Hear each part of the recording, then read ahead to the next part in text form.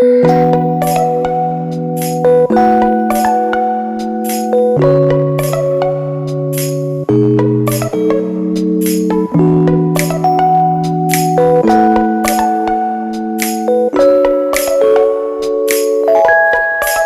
di sini saya akan menjelaskan mengenai hasil penelitian. Pengertian hasil penelitian itu sendiri adalah pengkaji ulang terhadap kualitas hasil penelitian. Nah, pembahasan hasil penelitian dapat dijelaskan sebagai pemikiran asli peneliti untuk memberikan penjelasan dan interpretasi atas hasil penelitian yang telah dianalisis, guna untuk menjawab pertanyaan pada penelitiannya. Jadi, pembahasan hasil penelitian merupakan bahasan terhadap temuan yang diperoleh. Menurut Ari, tahun 2007, pembahasan hasil penelitian adalah penafsiran hasil penelitian yang berkaitan dengan hipotesis. Nah, bagian ini berisi paparan objektif peneliti terhadap hasil-hasil penelitian. Antara lain adalah penemuan-penemuan penelitian, penjelasan serta penafsiran dari data dan hubungan yang diperoleh, serta pembuatan generalisasi dari penemuan. Apabila terdapat hipotesis, maka pada bagian ini juga menjelaskan proses penguji hipotesis beserta hasilnya. Nah, hasil penelitian harus disajikan secara jelas dan sistematis supaya mudah dibaca dan juga dipahami. Menurut Yogianto, tahun 2015, menyatakan bahwa hasil pengujian atau analisis dalam suatu penelitian yang tidak dibahas menunjukkan bahwa peneliti tidak mempunyai konteks seritera dari hasil penelitiannya.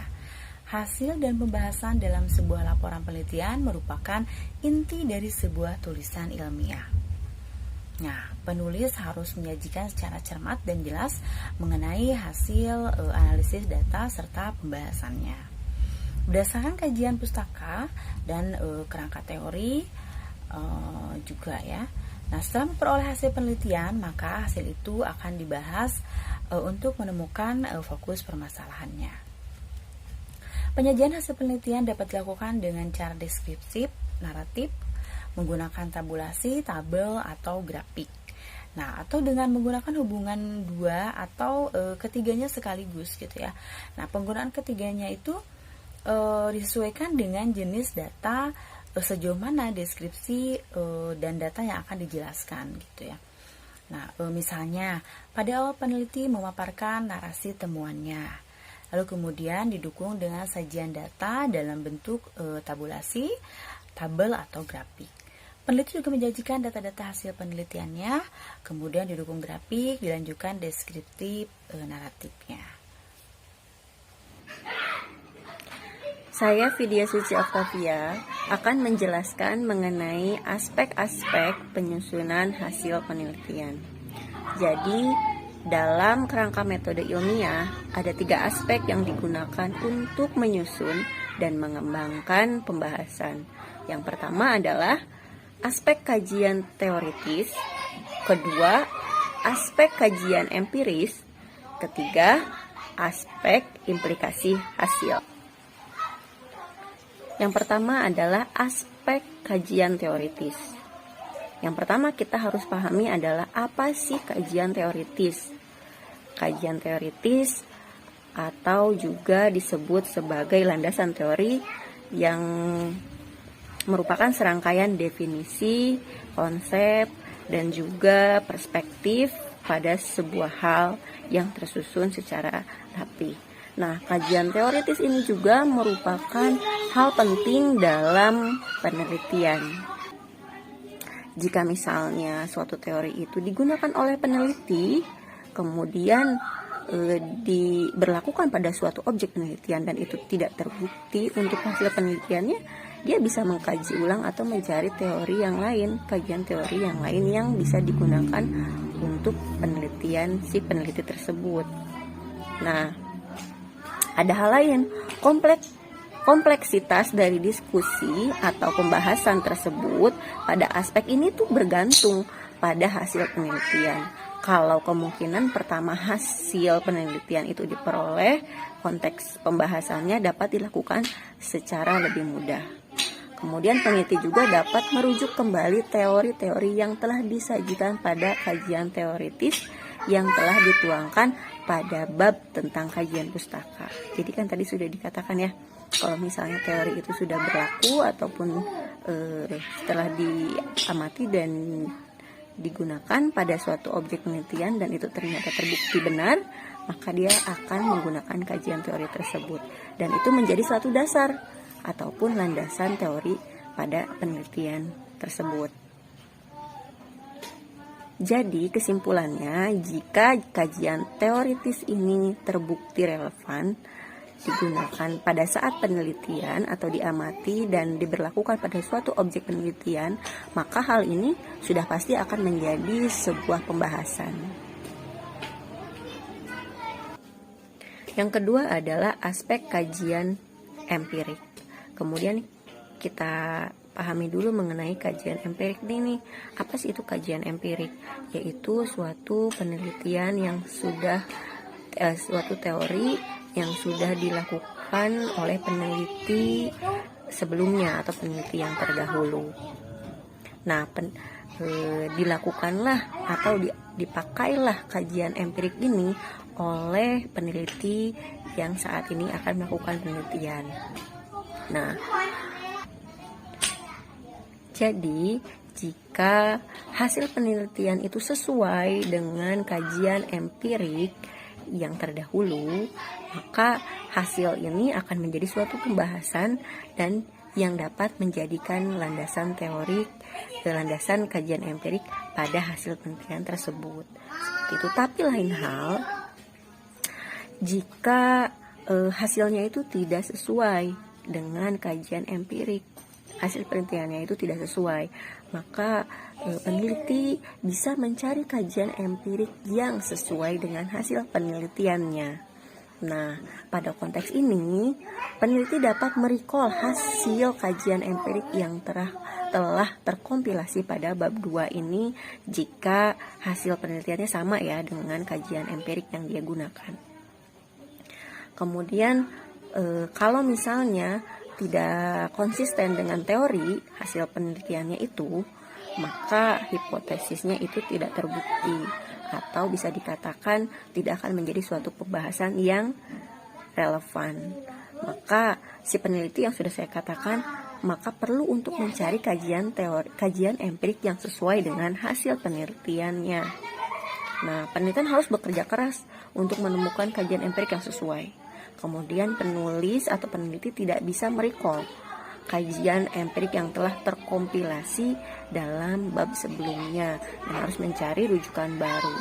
Seperti itu, misalnya maksudnya terkompilasi dengan bab sebelumnya itu maksudnya jika ini sudah sama tujuannya hasilnya empirik itu dengan bab sebelumnya, maka itu tidak bisa digunakan sebagai kajian empirik pada hasil pengamatan tersebut.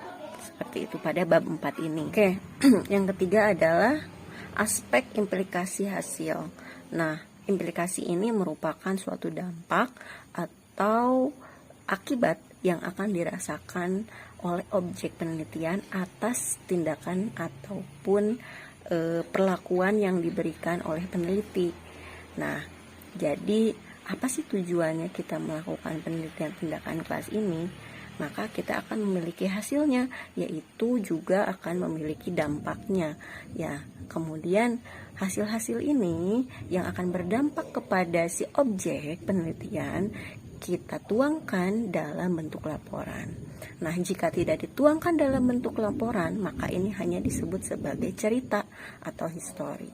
Nah, makanya dari bentuk hasil laporan ini kita akan membuat suatu pengalaman baru yang akan dirasakan oleh si peneliti dan juga akan sangat berdampak baik ataupun lebih baik lagi kepada si objek tersebut. Nah, jika dari hasil penelitian atau misalnya suatu perlakuan untuk melakukan kegiatan peningkatan nilai suatu pelajaran di sekolah, di satu mata pelajaran tertentu, nah kita kan perlu ada perbandingan antara hasil yang pertama dengan hasil pertama. Jika hasil itu membuktikan kurang maksimal, maka kita akan melakukan tes kemudian tes yang kedua dengan treatment yang berbeda, bertujuan agar meningkatkan kompetensi si objek peneliti agar mendapatkan hasil yang baik. Nah, jika dirasa hasilnya itu berdampak baik bagi objek, maka disebutlah dengan implikasi hasil. Nah, dan juga jika ini memang itu tidak terbukti, bukan terbukti maksudnya tidak ada dampak dalam tahap pengujian kedua bagi si objek tersebut, nilainya tetap saja tidak meningkat, maka itu akan tertuang dalam sebuah laporan. Nah, hasil ini kita akan laporkan kepada stakeholders, yaitu orang-orang yang berpengaruh pada kegiatan penelitian tersebut. Misalnya kalau di sekolah untuk si gurunya, otomatis untuk juga si siswanya yang menjadi objek penelitian. Selanjutnya adalah teknik analisis data. Teknik analisis data adalah mengumpulkan data secara survei, observasi, wawancara yang mendalam. Setelah mengumpulkan data-data yang dibutuhkan, peneliti memilah-milah atau menyeleksi data untuk dianalisis. Beberapa pendapat para ahli mengenai teknik analisis data. Yang pertama adalah KOMARI. Salah satu tahapan paling penting dalam proses penelitian ialah tahap analisis data.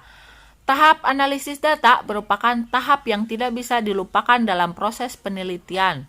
Tahapan ini mengharuskan data yang dikumpulkan dengan menggunakan berbagai teknik pengumpulan data, kemudian diolah dan disajikan membantu menjawab permasalahan penelitian yang diteliti. Yang kedua adalah stand-back. Stand-back adalah hal yang kritis dalam proses penelitian kualitatif. Hal ini berarti mengkaji dan memahami hubungan dan konsep dalam daya, sehingga hipotesis dapat dikembangkan dan dievaluasi. Yang ketiga adalah Spradley. Analisis data penelitian ini adalah merupakan cara berpikir. Hal ini berkaitan erat dengan pengujian secara sistematis terhadap sesuatu untuk menentukan bagian, hubungan antar bagian, dan hubungan antar keseluruhan. Analisis ini untuk mencari pola. Yang keempat adalah Bogdan. Teknik analisis data adalah proses mencari data, menyusun secara sistematis data yang diperoleh dari hasil wawancara, catatan lapangan, dan dokumentasi dengan cara mengorganisasikan data ke dalam kategori. Menjabarkan ke dalam unit-unit, melakukan sintesis, menyusun dalam pola, memilih mana yang baik untuk dipelajari. Berdasarkan pendapat-pendapat ahli di atas, dapat disimpulkan bahwa analisis data adalah proses dalam penelitian yang dilakukan setelah pengumpulan data dengan cara menganalisis, mengolah, mengorganisasi, dan menyusunnya. Kemudian diambil kesimpulan dari hasil keseluruhan penelitian tersebut. Teknik analisis data ini tidak hanya pada penelitian kualitatif saja, akan tetapi juga penelitian kuantitatif, sehingga pada analisis datanya akan ditemui berbagai perbedaan yang harus kita ketahui. Untuk teknik analisis data tentu memiliki tujuan yang akan dicapai dalam penggunaannya pada suatu penelitian. Analisis data merupakan tahapan yang paling penting dalam penelitian. Teknik analisis data ini sangat erat kaitannya atau tergantung dengan desain penelitian dan masalah yang telah ditentukan sebelumnya. Dapat dikatakan bahwa teknik analisis data hanya dapat dilakukan ketika poin-poin penelitian sudah terpenuhi. Misalnya, penelitian pengumpulan data yang tepat yang disesuaikan dengan permasalahan pada penelitian tersebut. Tujuan teknik analisis data ialah menentukan atau mendapatkan kesimpulan secara keseluruhan yang berasal dari data-data penelitian yang telah dikumpulkan oleh peneliti. Bismillahirrahmanirrahim. Baiklah, Perkenalkan, nama saya Siti Mutiatul Hidayah, akan melanjutkan materi selanjutnya, yaitu macam-macam teknik analisis data.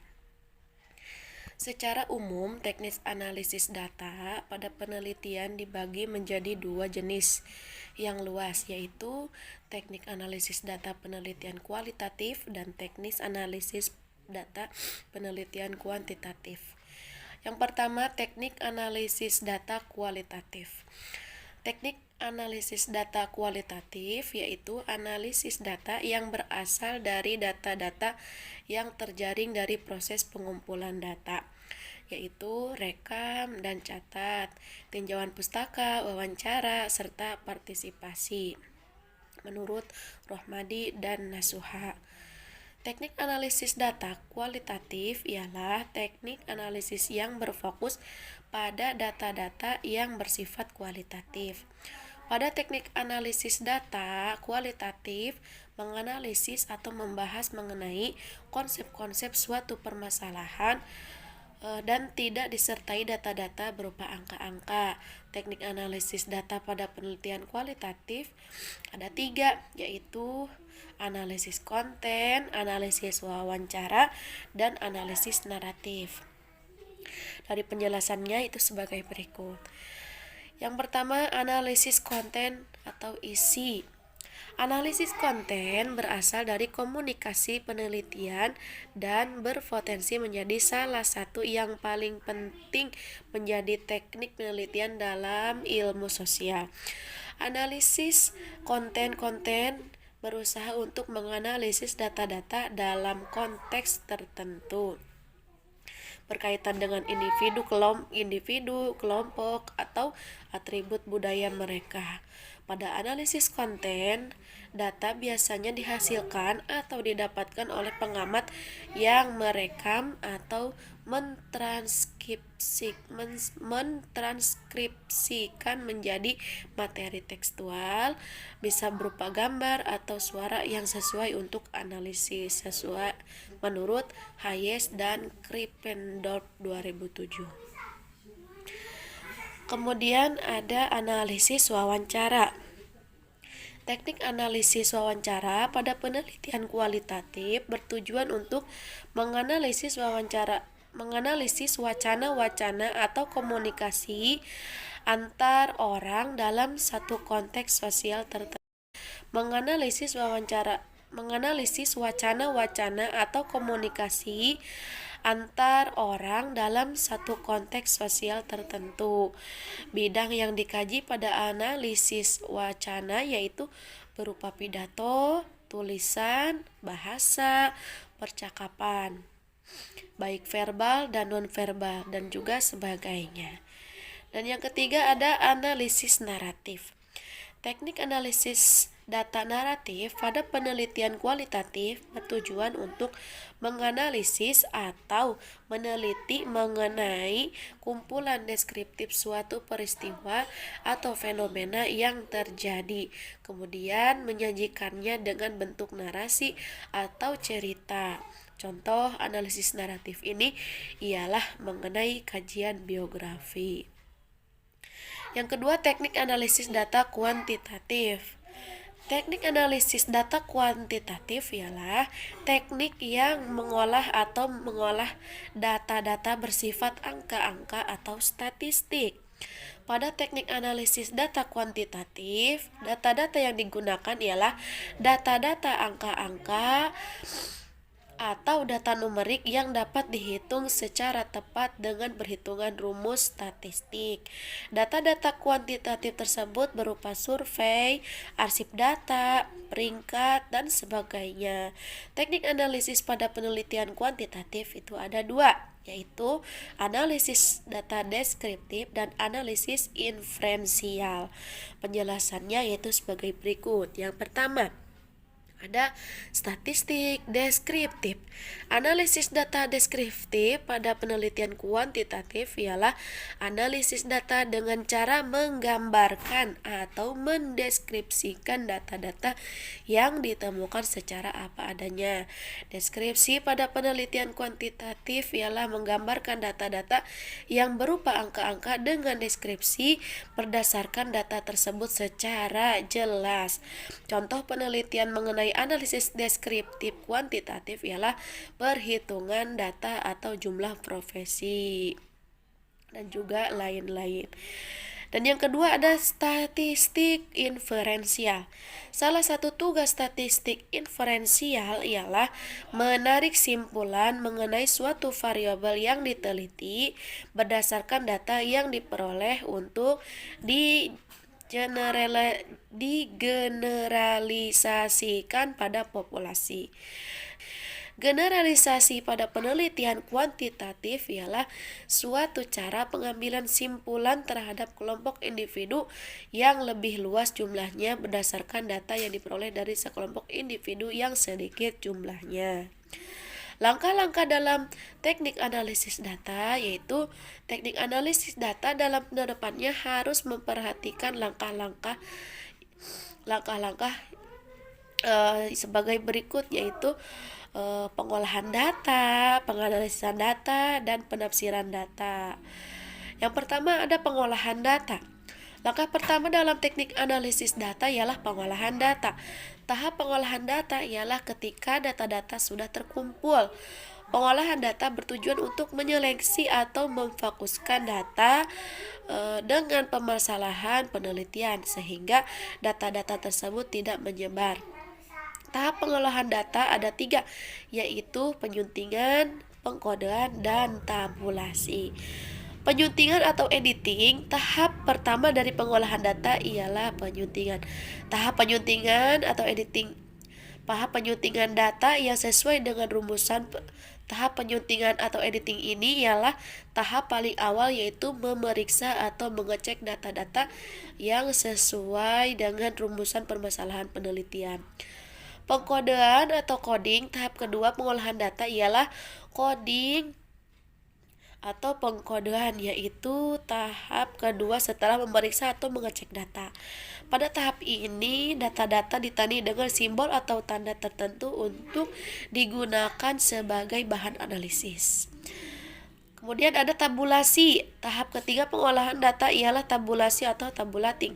Tahap tabulasi ini merupakan tahap yang mengharuskan peneliti untuk menyusun atau menyajikan data-data tersebut disesuaikan dengan permasalahan penelitian. Yang kedua ada penganalisisan data. Langkah kedua pada analisis data ialah penganalisisan data. Tahap penganalisisan data ialah tahap kedua setelah data-data penelitian sudah diolah, disajikan, dan disusun secara sistematis. Tujuan penganalisisan data dilakukan untuk menyederhanakan, mengklasifikasikan, untuk memudahkan data tersebut ditafsirkan. Pada penelitian kuantitatif, data-data disusun dengan bentuk angka-angka statistik, sedangkan penelitian kualitatif. Yang ketiga, penafsiran hasil analisis. Langkah terakhir pada analisis data ialah penafsiran. Penafsiran hasil penelitian ini dilakukan untuk menafsirkan data-data yang telah disusun, diolah, dan disajikan menjadi simpulan yang bisa dipahami oleh pembaca. Penarikan simpulan pada penelitian ini ialah dengan cara menyesuaikan antara hipotesis dengan hasil penelitian yang telah ditemukan, apakah sesuai atau tidak, dan sebagainya. Hal yang terpenting untuk dipahami oleh peneliti ialah penarikan simpulan pada hasil penelitian bersifat objektif dan berdasarkan data-data yang valid. Selain itu, bahasan dan pembahasan yang digunakan tidak bertele-tele sehingga pembaca tidak susah untuk memahaminya. Baik, terima kasih. Materi akan dilanjutkan oleh teman saya. Teknik analisa data interaktif. Miller dan Huberman dalam roman Maggie dan Nusha memaparkan bahwa teknik analisa analisis data interaktif ialah teknik analisa data yang terdiri atas 4 komponen. Proses analisis yaitu pengumpulan data, reduksi data, penyajian data, dan penarikan kesimpulan. Kesatu, pengumpulan data digunakan untuk mengumpulkan data-data atau fakta-fakta yang digunakan untuk bahan penelitian, contoh observasi, wawancara, dan analisis. Dokumen. 2. Reduksi data dilakukan setelah data-data penelitian tersebut telah terkumpul. Reduksi data maupun penelitian tersebut telah terkumpul. Reduksi data merupakan bentuk analisis yang menajamkan dan menggolongkan, mengarahkan, membuang yang tidak perlu, dan mengorganisasikan data dengan cara sedemikian rupa. 3. Penyajian data. Display data ialah kegiatan ketika sekumpulan informasi disusun hingga memberikan kemungkinan adanya penarikan simpulan dan pengambilan tindakan. 4. Penarikan simpulan. Penarikan simpulan dilakukan ketika ketiga proses awal pada penelitian tersebut telah terlaksana. Terima kasih.